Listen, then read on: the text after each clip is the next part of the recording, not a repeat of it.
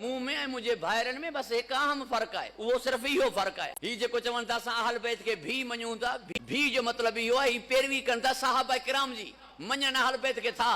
मां पैरवी कयां तो अहल बैत जी, मञा सहाबा के भी तो। मां सहाबा के मञा तो मगर पैरवी अहल बैत जी कयां तो। मां नमाज में तो पढ़ा जी अहल बैत पढ़ंदा, मां रोज़ो उन टाइम ते तो खोलियां जे टाइम ते अहल बैत खोलींदा रखंदा, मां हज में तो कयां जी अहल बैत कंदा, मुंहिंजी जनाज़े नमाज उहे आहे जीअं अहल बैत जी हूंदी। नबी जी सुन्नत है बिनी वट, उन्हनि वटि बि नबी जी सुन्नत है, मूं वटि बि नबी जी सुन्नत है, मगर उन नबी जी सुन्नत सहाबा खां वरिती आहे, मूं नबी जी आल खां वरिती आहे बिनी वटि नबी जी सुन्नत।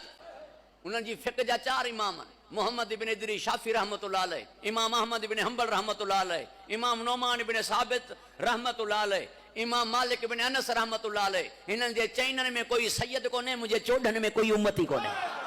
रमज़ान शरीफ में छा लिखियो पियो हूंदो आहे? शिया सुन्नी जे रोज़े खोलण जो टाइम न, फिक़्ह हनफिया, फिक़्ह जाफ़री। असां जेको चऊं था त असां सहाबा खे बि मञूं था, अहले बैत खे बि मञूं था, इन मतिलबु इहो कोन्हे त असां ताबेदारी सहाबा जी कंदा आहियूं, मञूं अहले बैत खे था, न, बल्कि जेको दीन नबी साईं सहाबा खे ॾिनो उहो दीन नबी साईं अहले बैत खे ॾिनो आहे। असां दीन मिड़िनी खां वरितो आहे, उहे अलॻि कोन्हे। इहो मज़हब तुंहिंजो आहे, हिकिड़ी ॻाल्हि चवंदो, ॿिए ॿी ॻाल्हि चवंदो।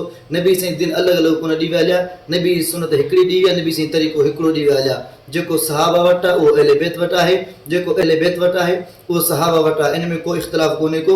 इहा ॻाल्हि तुंहिंजी ग़लति आहे। तोखे सभई हवालनि सां ॻाल्हि ॿियो कयां न, तो त हिकिड़ो हवालो कोन, छो जो कूड़ जे लाइ हवाले पेश करण जी ज़रूरत कोन हूंदी आहे। तुंहिंजूं जेकी बि तक़रीरूं सभई बग़ैर हवाले जे पंहिंजूं ॻाल्हियूं ठाहे करे शैतान वांगुरु पेश कंदो वती, हिकिड़ो हवालो पेश कर त ख़बर पवे, पर छो पेश करी? कूड़ जे लाइ कंहिं सुबुह जी हवाले जी ज़रूरत कोन हूंदी आहे। ऐं ॿी ॻाल्हि, तो वटि नमाज़ अहले बैत वारी कोन्हे, छो जो नमाज़ सुनो अली सुनो अबू बकर जे पुठियां पढ़ंदो हुयो, अलॻि का नमाज़ कोन पढ़ंदो हो। का हुजे त साबित करे ॾेखार त अली साईं नमाज़ अबू बकर वारी आहे, उहा असां वटि आहे, तो वटि कोन्हे का। जनाज़ो बि तुंहिंजो उहो कोन्हे को, जनाज़ो मां फातिमा सां जो तुंहिंजी किताब पाण ते लिखे त जनाज़ो हज़रत अली साईं अबू बकर साईं खां पढ़ायो, त पोइ अबू बकर साईं उहो जनाज़ो तरीक़ो असां वटि आहे, तव्हां वटि कोन्हे को, त पोइ तुंहिंजे जनाज़े वारो तरीक़ो अहले बैत वारो कीअं थी वियो? हलियो, तुंहिंजी का बि ॻाल्हि अहले बैत खां साबित कोन्हे का। बाक़ी जेकॾहिं तूं चवीं थो त मूं वटि फिक़्ह जाफ़री आहे, उहा ॻाल्हि तुंहिंजी ग़लति आहे। तुंहिंजा बुनियादी रावी अथई 4, पहिरियों रावी आहे ज़ुरारा बिन आयुन, इन जे बारे में तुंहिंजी किताब रिजाल कशी में सुफ़ो नंबर 133 ते पाण थो लिखे त इमाम साहिब ज़ुरारे मथां लानत कई आहे। हाणे जंहिंजे ज़ुरारे मथां इमाम साहिब लानत करे, ज़ुरारे मथां इमाम साहिब लानत कई आहे, त पोइ जेको रावी लानती थी वञे हलियो, त उन इमाम साहिब दीन कहिड़ो वरितो हूंदो? ॿियो तुंहिंजो रावी आहे अबू बसीर, उन अबू बसीर जे बारे में इमाम साहिब थो फरमाए, इमाम साहिब वटि हिकु दफ़ा आयो त इमाम साहिब हुननि दरवाज़ो कोन खोलियो, त इमाम साहिब खे चयो, इमाम साहिब जे बारे में चई, जेकर मूं वटि थाल पैसनि जो भरियल हुजे हा त पोइ जाफ़र सादिक महिल ज़रूरु दर खोले हा, पर मूं वटि पैसो कोन्हे, मालदार कोन आहियां, इन जे करे इमाम साहिब दर कोन थो खोले। इहो तुंहिंजो रावी अबू बसीर थो चवे। अॻियां हुते रिवायत में लिखे थो त सुम्ही रहियो, मुंहं ते कुतो पेशाब करे वियो हलियो।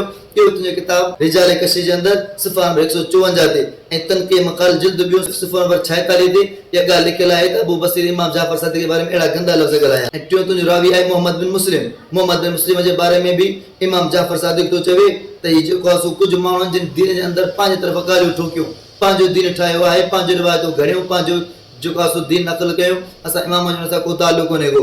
इन मौजूद तुंहिंजी किताब तनक़ीह मक़ाल जिल्द 2 सुफ़ा नंबर 186 ते ऐं रिजाल कशी में बि ज़िक्र मोहम्मद मुस्लिम जे हेठां तव्हां करे ॾिसो त इमाम साहिब हिननि खां बरात जो इज़हार करे छॾियो आहे मोहम्मद बिन मुस्लिम खां। ऐं हिकु रावी तुंहिंजो आहे बरीद इब्न मुआविया, इहो बरी तुंहिंजो जेको आहे सो मज़हब जो रावी आहे, इन जे बारे में इमाम साहिब थो चवे लान अल्लाहु बरीदा, लान अल्लाहु बरीदा, अल्लाह ताला बरीद जे मथां लानत करे। इहो तुंहिंजो इमाम जेको आहे सो रावी आहे, इन जे मथां इमाम जाफ़र सादिक लानत कई आहे। हिकु तुंहिंजो रावी आहे जाबिर बिन यज़ीद जोफ़ी, जाबिर बिन यज़ीद जोफ़ी जे बारे में इमाम जाफ़र सादिक फरमाए त मूंसां करे मुलाक़ात न कई अथसि, हिकु दफ़ा मूंसां मुलाक़ात कई अथसि, हिकु दफ़ा मुलाक़ात करण सां पूरो दीन कंहिंसां नक़ल नथो थी सघे। पोइ जंहिं रावियुनि जे मथां इमाम जाफ़र सादिक पाण लानती करे, उनजी फ़िक़्ह तो वटि हुजे, इहा फ़िक़्ह जाफ़री कोन्हे, फ़िक़्ह लानती आहे। पोइ हनीफ़ा रहमतुल्लाह जी फ़िक़्ह आहे जेके इमाम जाफ़र सादिक खां फ़िक़्ह हासिल कयूं। तुंहिंजी जेके फ़िक़्ह आहे उहा फ़िक़्ह जाफ़री कोन्हे का, फ़िक़्ह लानती आहे। इन जे करे तुंहिंजो मज़हब हथ ठोको आहे, न नमाज़ अहले बैत वारी आहे, न तो फ़िक़्ह अहले बैत वारी आहे। असां जेकर चवंदा आहियूं सहाबा खे मञूं था, अहले बैत खे बि मञूं था, ताबेदारी सहाबा जी कंदो, मञूं अहले बैत खे त न। असां ॿिन्ही खे मञींदा आहियूं, नबी साईं दीन हिकिड़ो ॾींहुं विया हलिया, जेको अहले बैत जो दीन आहे उहो सहाबा जो आहे, जेको सहाबा जो अहले बैत जो आहे।